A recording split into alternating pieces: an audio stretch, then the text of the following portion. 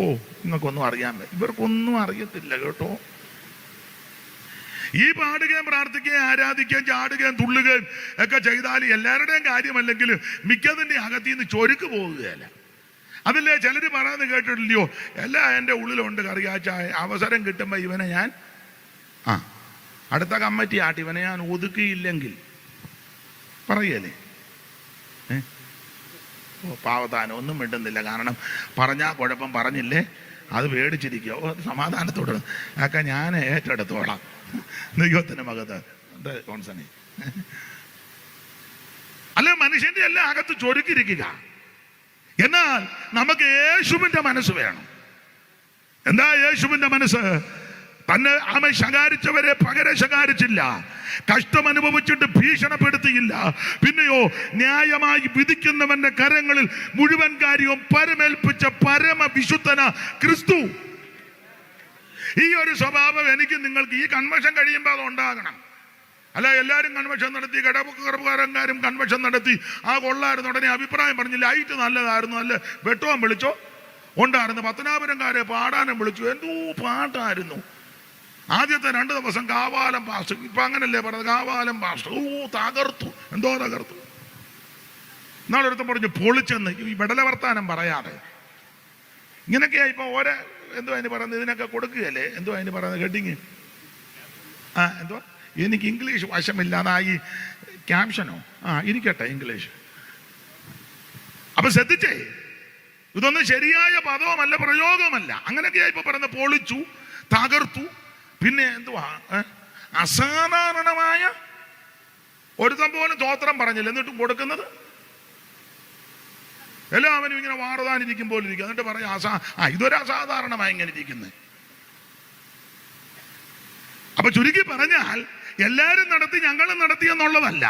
ഓരോ യോഗം കഴിയുമ്പോഴും പ്രസംഗിക്കുന്ന ഞങ്ങൾക്കും കേൾക്കുന്ന നിങ്ങൾക്കും ഒരു വ്യതിയാനം ഉണ്ടാകണം, ഒരു മാനസാന്തരം ഉണ്ടാകണം. യേശുവിന്റെ സ്വഭാവം എന്താ? കർത്താവിന്റെ ദിവ്യ സ്വഭാവം ഒത്തിരി ഉണ്ട് പറയാൻ. ദൈവത്തിന് മകത്ത് തന്നെ ശകാരിച്ചിട്ട് പകരം ചെയ്യരുത്.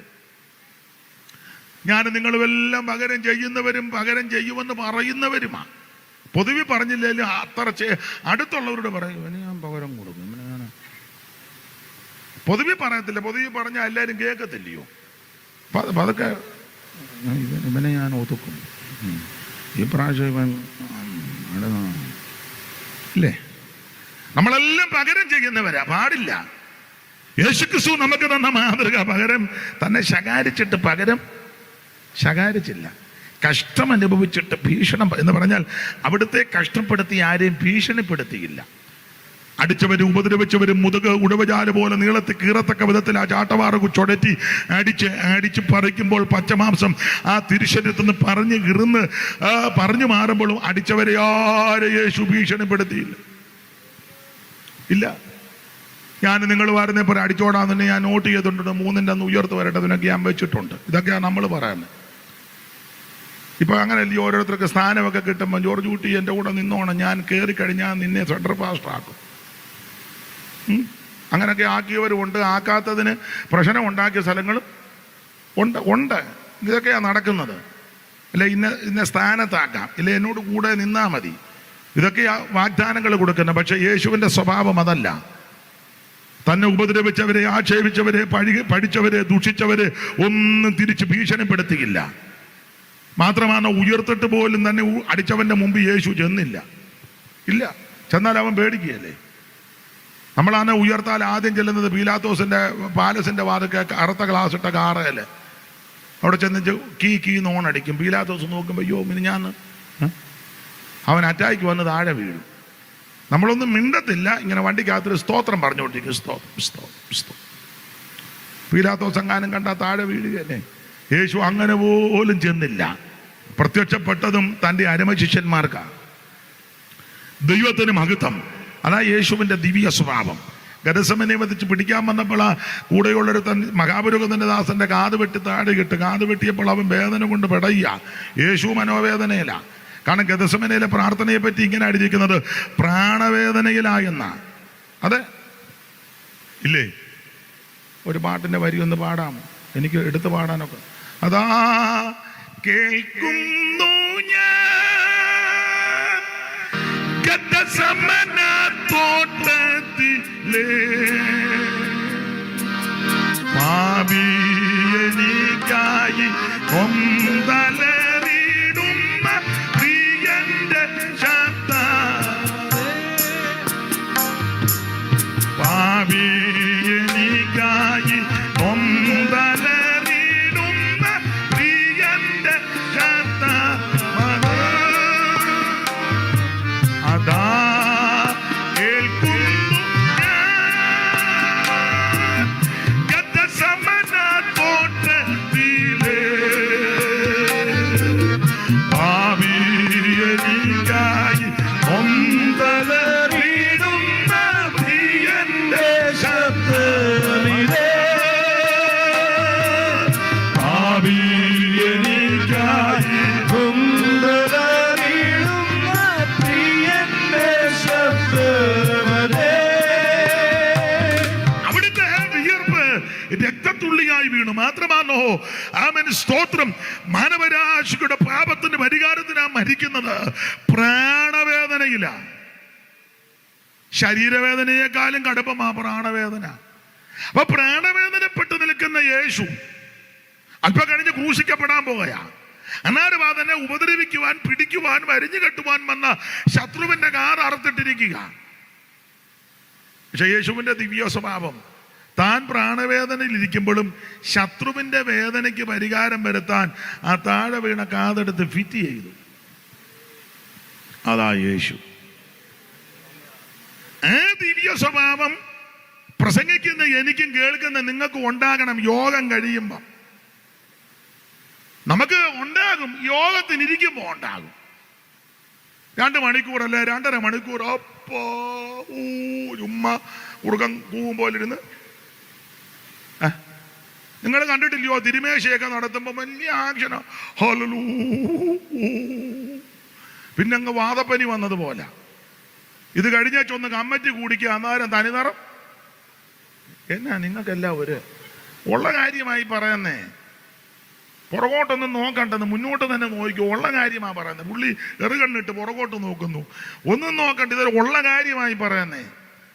പ്രസംഗിക്കുന്ന എനിക്കും കേൾക്കുന്ന നിങ്ങൾക്കും യേശുവിന്റെ സ്വഭാവം ഉണ്ടായിരിക്കണം. ഓരോ യോഗം കഴിയുമ്പോഴും, ഓരോ കൺവെൻഷന് പ്രസംഗിച്ച് കഴിയുമ്പോഴും എനിക്കും രൂപാന്തരം ഉണ്ടാകണം. ഓരോ കൺവെൻഷനെ സംബന്ധിച്ച് നിങ്ങൾക്കും വ്യത്യാസം വരണം. അങ്ങനെയെങ്കിൽ യോഗം വിജയിച്ചു. അതാ യോഗത്തിന്റെ വിജയം. അല്ലാതെ ആള് കണ്ടമാനം വന്നിറങ്ങിയോ, വണ്ടി കൂടി ബ്ലോക്കായി, അവസാനം സ്വോത്രം ഭക്ഷണം തികഞ്ഞില്ല, യോഗം വിജയമായിരുന്നു. അതാണ് വിജയം. വന്നവർക്കെല്ലാം, പ്രസംഗിച്ചവർക്കും വന്നവർക്കും പാട്ടുകാർക്കും മൈക്ക് ഓപ്പറേറ്റ് ചെയ്തവർക്കും വീഡിയോ എടുത്തവർക്കും സകലർക്കും പ്രസംഗിച്ചവർക്കുമൊക്കെ സ്വഭാവത്തിന് ഓരോ യോഗം കഴിയുമ്പോൾ മാറ്റം വരുന്നുണ്ടെങ്കിൽ നമ്മുടെ യോഗം വിജയിച്ചു. യേശുക്രിസ്തുവിന്റെ ദിവ്യ സ്വഭാവം. അവിടെ ഞാൻ ആ ഭാഗത്തേക്ക് പോകുന്നില്ല. ദാവീദും അങ്ങനെ തന്നെയാ, ഒന്നും എതിർത്തില്ല. അപ്പൊ അഗീറോബേൽ തനിക്കെതിരെ ദൂത് പറഞ്ഞു. ആ ദൂത് പറഞ്ഞത്, ഇന്ന് രാത്രി ഞാൻ പിന്തുടരും, അവൻ ചിത്രിപ്പിക്കും, വെട്ടും. ഇത് കേട്ടാ പക്ഷെ ദാവീദ് ഈ ദൂത് കറക്റ്റ് ആണെന്നേലും ദൈവം അതങ്ങ് അബദ്ധമാക്കി. പക്ഷെ അഗീറോബേലാരാ? ദാവീദിന്റെ മന്ത്രി. ഈ സ്വന്തം മന്ത്രി തന്നെ ഇപ്പൊ എതിരായിട്ട് വന്നത്. വചനം പഠിക്കുന്നവർക്ക് അറിയാം, അത് പണ്ടത്തെ ചൊരുക്ക. എന്താ ചൊരുക്ക്? ഈ ശൗമേലിന്റെ 2-ാം പുസ്തകം 11-12 അധ്യായം പഠിക്കുമ്പോൾ നമുക്കറിയാം, അവിടെ ഊരിയാവിന്റെ ഭാര്യ എന്ന സ്ത്രീയെ, ബത്ശേബയെ, ദാവീദ് സൂത്രത്തിൽ കൊട്ടാരത്തിൽ കൊണ്ടുവന്നു. ഭാഗമൊക്കെ നിങ്ങൾക്കറിയാമല്ലോ. ഈ ബത്ശേബ എന്ന് പറയുന്ന സ്ത്രീയെ ഈ അഗീറോബേലിന്റെ കൊച്ചുമകളാ. അഗീറോബേലിന്റെ കൊച്ചുമകളാ. ബത്ശേബയുടെ ആ സ്ത്രീയുടെ ഭർത്താവിനെ പറ്റി അന്വേഷിച്ചപ്പോൾ എലിയാമിന്റെ മകളെന്നൊക്കെയാ കൊടുത്തിരിക്കുന്നത്. നിങ്ങളാണ്ട് 11-ാം അധ്യായത്തിന്റെ 3-ാം വാക്യമാണ് തോന്നുന്നു. ഒന്ന് ശ്രദ്ധിച്ചു വായിക്കണം ആ ഭാഗം കേട്ടോ. ഞാൻ പറയുന്നതേ വായിക്കാവൂ. ദാവീദ് ആളയച്ച് ആ സ്ത്രീയെ പറ്റി അന്വേഷിച്ചു. ഏലിയാമിന്റെ മകളും ഏലിയാമിന്റെ മകളും. ഒന്നുകൂടെ ശ്രദ്ധിച്ചു വായിച്ചോ സുബി. ഏലിയാമിന്റെ മകളും അങ്ങനെ വായിക്ക സുമി. അപ്പോൾ ദാവീദ് ആള് വിട്ട ആ സ്ത്രീയെ ഒന്ന് അന്വേഷിച്ചു, ഈ സ്ത്രീ ഏതാണ്. അപ്പോൾ അന്വേഷണത്തിന് പോയ ആള് പറഞ്ഞു, ആ പെൺകുട്ടി എലിയാമിന്റെ മകളാ. ആരാ എലിയാം? അത് പറയാം. ദാവീദിന് ധാരാളം വീരന്മാരുണ്ടായിരുന്നു, എല്ലാം മിടുമിടുക്കന്മാരാ ദാവീദിന്റെ വീരന്മാര്. ശമൂവേലിന്റെ 2-ാം പുസ്തകം 23:8 മുതലൊന്ന് വായിച്ചേ. 23:8 മുതല്. ദാവീദിനുണ്ടായിരുന്ന ദാവീദിനുണ്ടായ വീരന്മാരുടെ പേരുകളാവിത്. തക്കമോന്യൻ, മതി, വായിക്കണ്ട. ഇനിയും താഴോട്ടെല്ലാം കട്ടിയുള്ള പേരാ. അപ്പൊ എന്നാലും വായിച്ചു തരുന്നല്ലോ, ദൈവം അനുഗ്രഹിക്കട്ടെ. അപ്പോൾ ഈ വീരന്മാരുടെ പട്ടിക അങ്ങോട്ട് പറഞ്ഞു വന്ന്, ബെനയാവ് എന്ന് പറയുന്നൊരുത്തനുണ്ട്. പിന്നെ ഇടം കൈ കൊണ്ടും വലം കൈ കൊണ്ടും കല്ലെറിയാൻ പ്രാപ്തന്മാരാണ്. ദിനവൃത്താന്തങ്ങളുടെ 1-ാം പുസ്തകം 12-ാം അധ്യായത്തിന്റെ 1-ാം വാക്യം വായിച്ചേ. എല്ലാ വാക്യവും എടുക്കാൻ നേരമില്ല, പെട്ടെന്ന് നാളെ ഉണ്ടല്ലോ. കീശിന്റെ മകനായ ശൗലിന്റെ നിമിത്തം ദാവീദ് ഒളിച്ചു പാർത്തിരുന്നപ്പോൾ, നമുക്ക് പോകേണ്ടതാ വീട്ടില്, വീഡിയോ ആയിര്. കീശിന്റെ മകനായ ശൗലിന്റെ നിമിത്തം ദാവീദ് ഒളിച്ചു കീശിന്റെ മകനാകുന്ന ശൗലിന്റെ നിമിത്തം ദാവീദ് ഒളിച്ചു പാർത്തിരുന്ന കാലത്ത് സിക്ലാഗിൽ അവന്റെ അടുക്കൽ വന്നവരാവിത്. അവർ വീരന്മാരുടെ കൂട്ടത്തിൽ ദാവീദിന് യുദ്ധത്തിൽ തുണ ചെയ്തു. അടുത്ത വാക്യം. അവർ വില്ലാളികളും വലം കൈ കൊണ്ടും ഇടം കൈ കൊണ്ടും കല്ലെറിവാനും വില്ലുകൊണ്ട് അമ്പെയ്യുവാനും സമർത്ഥ്യന്മാരുമായിരുന്നു. വീരന്മാരാ. വലം കൈക്കും ഇടം കൈക്കും കല്ലെറിയും. വലം കയ്യന് വലം കൈ മാത്രമേ വശമുള്ളൂ, ഇടം കയ്യന് വലം കൈയും വശമാണ്. ഇങ്ങനെയുള്ള വീരന്മാരാ ദാവീദിന്റെ കൂടെയുള്ളവർ മാത്രമാണോ? ഇവര് സിംഹമുഖന്മാരാന്നാ. ആ 12:7 വായിച്ചേ. 12:7. യാശോബ്യം ഗദോരിൽ നിന്നുള്ള യെരോഹാമിന്റെ പുത്രന്മാരായ യോവേല, സെബദ്യാവ് പരിചയും കുന്തവും എടുപ്പാൻ പ്രാപ്തന്മാരും, പിന്നെ വീരന്മാരും യുദ്ധാഭ്യാസികളും ഗാദിയരെ പിരിഞ്ഞ് ദുർഗത്തിൽ ദാവീദിന്റെ അടുക്കൽ വന്നു. അടുത്ത വാക്യം. അവർ സിംഹമുഖന്മാരാണ്. മതി, എല്ലാം എടുക്കാൻ നേരമില്ല. അപ്പോൾ ഇങ്ങനെയുള്ള മിടുമിടുക്കന്മാരാ കൂടെ, സിംഹമുഖന്മാര്, ഇടം കൈക്കും വലം കൈക്കും കല്ലെറി. ഇത്ര വീരന്മാരാ കൂടെ ദാവീദിന്റെ കൂടെ. കർത്താവിന്റെ വേലക്കാരും ഇങ്ങനെ ആയിരിക്കണം. ഇടം കൈ കൊണ്ടും വലം കൈ കൊണ്ടും ഈ മെറ്റിലെടുത്തെറിയുന്ന കാര്യമല്ല പറഞ്ഞേ, ദൈവവചനം തൊടുത്തു വിടണം. സ്തോത്രം. ഒരു ശുശ്രൂഷയ്ക്ക് നിർത്തിയാൽ ഞാൻ എന്നെയും കൂടെ പ്രതിയാക്കി പറയുകയാ, ഇടം കൈക്കും വലം കൈക്കും കല്ലെറിയണം. ശുശ്രൂഷയ്ക്ക് ആക്ഷേപം വരരുത്. ശവോടൊക്കെ നടത്തിയാലും, കല്യാണം നടത്തിയാലും, ഭവന പ്രതിഷ്ഠയാന്നേലും, കൊച്ചിന്റെ പ്രതിഷ്ഠയാന്നേലും, കൺവെൻഷൻ ആന്നേലും, ലീഡ് ചെയ്തതാന്നേലും, എന്തുവാന്നല്ല ഇടം കൈക്കും വലം കൈക്കും. കല്യാണം നടത്തുമ്പോൾ ചെറുക്കനോട് പറയേണ്ടത് പെണ്ണിനോട് പറയുക, പെണ്ണിനോട് പറയേണ്ടത്. പിന്നെ അവർ നേരത്തെ എല്ലാം പറഞ്ഞേച്ച് വന്നിരിക്കുന്നതുകൊണ്ട് അവർക്ക് ഇതൊന്നും വിഷയമല്ല. എങ്ങനെയും കൈ പിടിപ്പിച്ചേച്ച് ഞങ്ങൾ ഇവിടെ നിന്ന് പറയാനാ അവരിയ്ക്കുന്നു. ഇങ്ങനെ ഒന്നും വെക്കേണ്ട ഉള്ള കാര്യമാണ്. ചിലർക്ക് കർത്തൃമേശ പോലും നടത്താൻ ഇടം കഴിക്കും ഒരു ഇതുമില്ല. അപ്പം അടുത്ത് ചോദിച്ചു ഇനി എന്നാ ചെയ്യണമെന്ന്. അപ്പം മറ്റേ പുള്ളി തന്നെ ഞങ്ങൾ തിന്നോളാൻ. കാരണം പുള്ളിയെ കൊണ്ട് ചെയ്യിപ്പിക്കാത്തതിൻ്റെ കെറുവുണ്ടേ. അങ്ങനെയുണ്ട്. ഒരുത്തനെ ഞാലിയ പാതിയപ്പള്ളിക്കടവിൽ മുക്കി. അവൻ്റെ ഇരിപ്പ് കണ്ടപ്പോൾ എനിക്കറിയാം ഇവ മുക്കി ശരിയാകുകയല്ലെന്ന്. ചിലതിനെ കാണുമ്പോൾ അറിയാം. ഞാൻ ചോദിച്ചു, പേര് പറയുന്നില്ല, ആരെങ്കിലും സെൻട്രൽ പാസ്റ്റ് ആരെങ്കിലും വിളിച്ചിട്ട് ഞാൻ മുക്കും, കഴിഞ്ഞ ആഴ്ചയെ മുക്കിയെന്ന്. ആയിക്കോട്ടെ. അയ്യോ ദൈവമേ, സങ്കടം തോന്നി. അവിടെ ചെന്ന് ഈ കടവിലൊക്കെ മുക്കുമ്പോൾ നേരത്തെ പോയി അവിടെയൊക്കെ ഒന്ന് നോക്കണ്ടേ, കല്ലോ കട്ടയോ ചെളിയോ കുഴിയോ വല്ലതും ഉണ്ടോയെന്ന്. എല്ലാം കൂടെ പാട്ട് പാടി അങ്ങോട്ട് ചെന്ന് കന്നി ചാടും പോലെ വെള്ളത്തിൽ ചാടി. ആ പെങ്കൊച്ചിനോട് ബാ എന്ന് കോഴിയെ വിളിക്കുമ്പോൾ ബാ, ഇത് എന്നതാ പറയണ്ടെന്നോ, ഒന്നും അറിയാൻ മേല. അവസാനം ഏതാണ്ട് കല്ലേലെങ്ങാണ്ട് നിന്ന മുക്കിയപ്പോൾ ഇവനും അങ്ങ് മുങ്ങി. രണ്ടും മുങ്ങി വെച്ച് വെള്ളവും കുടിച്ച് നിൽക്കുക. പിന്നെ പറയാനും അറിയാൻ മേല. പിന്നെ ഒരു പാട്ട് പാടി ഇത് ഒരു പരുവത്തിന് ഉള്ള കാര്യമായി പറയുന്നേ. ശുശ്രൂഷയ്ക്ക് പക്വതയില്ലെങ്കിൽ, പരിജ്ഞാനമില്ലെങ്കിൽ അതിന് പക്വതയും പരിജ്ഞാനമുള്ള കർത്തദാസന്മാരെ ദൈവം നമുക്ക് തന്നിട്ടുണ്ട്. പ്രാപ്തന്മാരെ കൊണ്ട് ശ്രേഷ്ഠന്മാരെ ദൈവം തന്നിട്ടുണ്ടെന്ന്. അവരെ കൊണ്ടത് ജയിപ്പിച്ചാൽ ആക്ഷേപമില്ലല്ലോ. ഉണ്ടോ? ഇല്ല. ചിലർ ഓർക്കുന്നത് ഞാനിത് ചെയ്തില്ലെങ്കിൽ ഏതാണ്ട് ക്ഷീണമാണ്. അല്ല, എൻ്റെ ഒരു അഭിപ്രായം പറയാം, നീ ചെയ്യാതെ മറ്റൊരാളെ കൊണ്ട് ചെയ്യിപ്പിക്കുന്ന കുറച്ചുകൂടെ നിനക്ക് മാന്യതയാണ്, ബഹുമാനമാണ്. പണ്ട് ഞങ്ങൾ ഒരു ടീം പ്രവർത്തനത്തിന് പോയി, ഒരാൾ ആശീർവാദം പറയാൻ പറഞ്ഞു. ആശീർവാദം പറഞ്ഞത് പ്രാർത്ഥനയായി, കണ്ണുനീരായി, എന്തോ ബഹളമായിരുന്നു. എന്ത് ചെയ്തിട്ട് ആശീർവാദം നിൽക്കുന്നില്ല.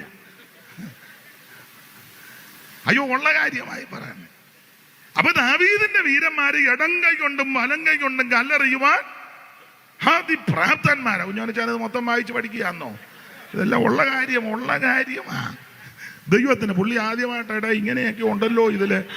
ദൈവത്തിന് മകത്ത്. അപ്പൊ ശ്രദ്ധിച്ചേ, ഇടം കൈ കൊണ്ടും വലം കൈ കൊണ്ടും കല്ലെറിയുവാൻ മിടുക്കന്മാർ, പ്രാപ്തന്മാർ, ഇങ്ങനെയുള്ള വീരന്മാരാ തന്റെ കൂടെ ഉള്ളത്. സിംഹമുഖന്മാരാ.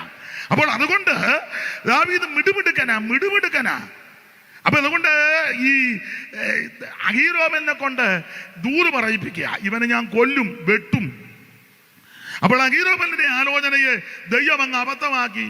അർഗനായ ഊശായിയെ കൊണ്ട് അഹീരോബൽ ദൂത് പറഞ്ഞു പോയപ്പോ അബ്ശാലോം പറഞ്ഞു, കൂശായിയെ വിളിക്കുക, അവന്റെ ദൂതൂടെ കേൾക്കാം. വായിച്ച് സുബി 17:5, ശമൂവേലിന്റെ 2-ാം പുസ്തകം. എന്നാൽ അബ്ശാലോം അർഗനായ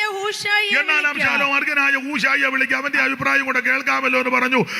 കൂശായി അബ്ശാലോമിന്റെ അടുക്ക് വന്നപ്പോൾ അബ്ശാലോം കൂശായിയോട് അഹീതോബൽ ഇന്ന പ്രകാരമെല്ലാം പറഞ്ഞു. അവൻ പറഞ്ഞതുപോലെ ഞാൻ ചെയ്യണോ അല്ലെങ്കിൽ നീ പറയാൻ പറഞ്ഞപ്പോൾ കൂശായി അബ്ശാലോമിനോട് പറ. അഹീതോഫേൽ ഇപ്രാവശ്യം പറഞ്ഞു. കൂശായി അബ്ശാലോമിനോട് അഹീതോഫേൽ ഇപ്രാവശ്യം പറഞ്ഞ ആലോചന നന്നല്ല. നിന്റെ അപ്പനും അവന്റെ ആളുകൾ വീരന്മാരും കാട്ടിൽ കുട്ടികൾ കവർന്നു പോയ കരടിയെ പോലെ ഉഗ്രമാനസനാ. നിന്റെ അപ്പൻ നല്ല യോദ്ധാവാ. അവൻ ജനത്തോടു കൂടെ രാമാർക്കത്തില്ല. അവൻ ഇപ്പോൾ വല്ല ഗുഹയിലോ മറ്റു വല്ല സ്ഥലത്തോ ഒളിച്ചിരിക്കും. അതുകൊണ്ട് ആരംഭത്തിക്ക് തന്നെ ഇവര് ചിലർ പട്ടുപോയാൽ അബ്ശാലോമിന്റെ പക്ഷക്കാരി മഹാസംഹാരമുണ്ടാകുന്ന ഇസ്രായേൽ മക്കളെല്ലാം കൂടെ അറിയും. അവൾ സിംഹകൃതിയുള്ള ശൂരനും കൂടെ ആ ശേഷം ഉരുകിപ്പോകും. സുബി പിണങ്ങരുത്, ഞാൻ സമയം പോയത് കൊണ്ട് ഞാനങ്ങ് പറഞ്ഞതേ ഉള്ളൂ. അല്ലെ സഹോദരി ഓർക്കും, വലിയ കാര്യത്തിൽ മൈക്കും തന്നെ എന്നെ ഇരുത്തി അയാൾ തന്നെയല്ല അങ്ങ്.